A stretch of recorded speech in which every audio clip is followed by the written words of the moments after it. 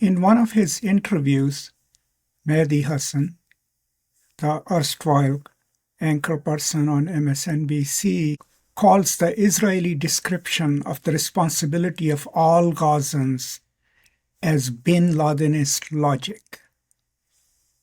Let's explore a little more as to what does he mean by it.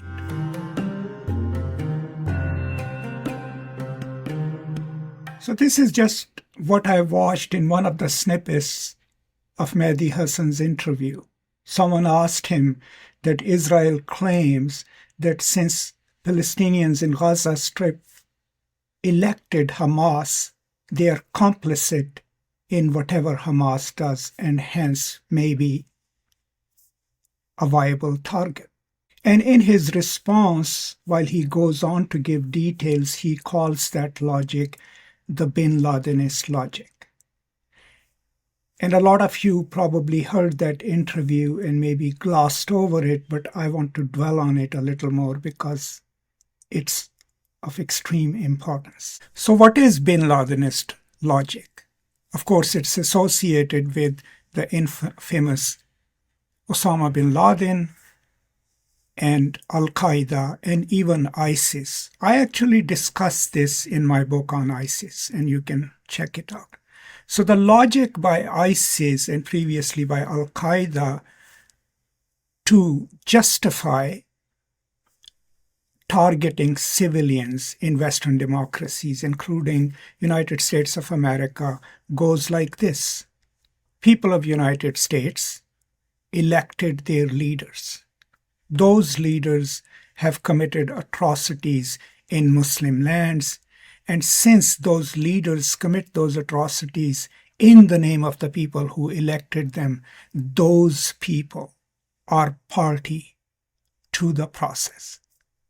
Hence, viable, legal, moral targets. That is the Bin-Ladenist logic. Let me repeat it again. Since the people in the United States or Britain or elsewhere in all Western democracies elect their leaders, and when those leaders attack Muslim lands, they do that because they've been elected by those people. Those people then are not soft targets or not detached from the actions of their leaders, but responsible for it and hence can be attacked. That is what precisely is the ISIS logic and Bin Ladenist logic. So when Mehdi Hassan calls the Israeli reasoning as Bin Ladenist logic, this is what he means.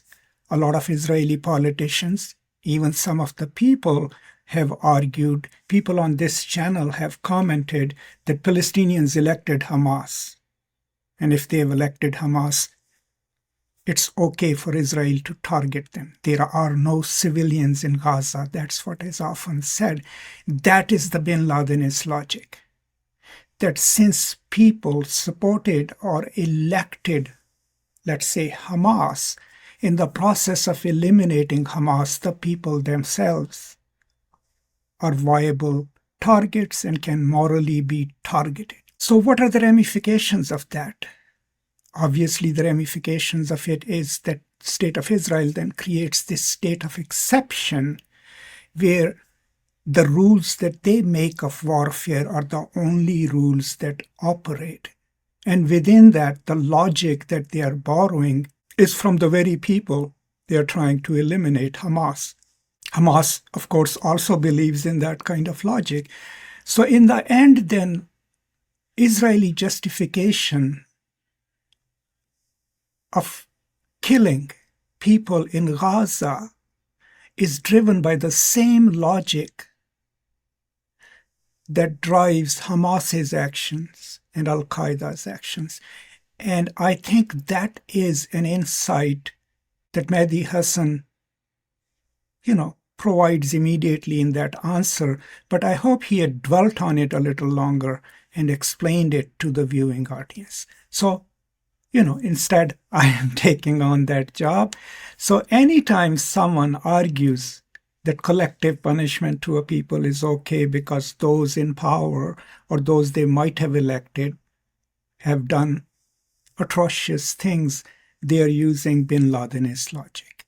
Every time State of Israel claims that people in Gaza or West Bank are collectively responsible for the actions of a few, whether they have selected them or elected them or not, they are using Bin-Ladenist logic because they are making a whole constituency of 2 million people or 2.3 million people a target by suggesting that they are guilty through association, by living in the same space, by having the same faith, and maybe by having the same politics.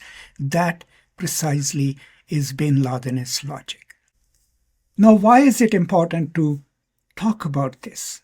It's important because what we are trying to trace is the rationalizing system that the State of Israel and their supporters have been using to justify destruction of Gaza. And it is important to point it out to them and to the world that the logic that they are employing is the very logic that the terrorist groups use in targeting Western democracies and even State of Israel. And if that's the logic they are going to use, and if that's how they are going to rationalize and justify their actions in Gaza, then what's the difference between them and Hamas and other organizations that they call terroristic? That's the important point. If there is no difference in the thinking mechanisms and logical reasoning of the State of Israel and its leaders and Hamas, if the underlying reasoning is the same,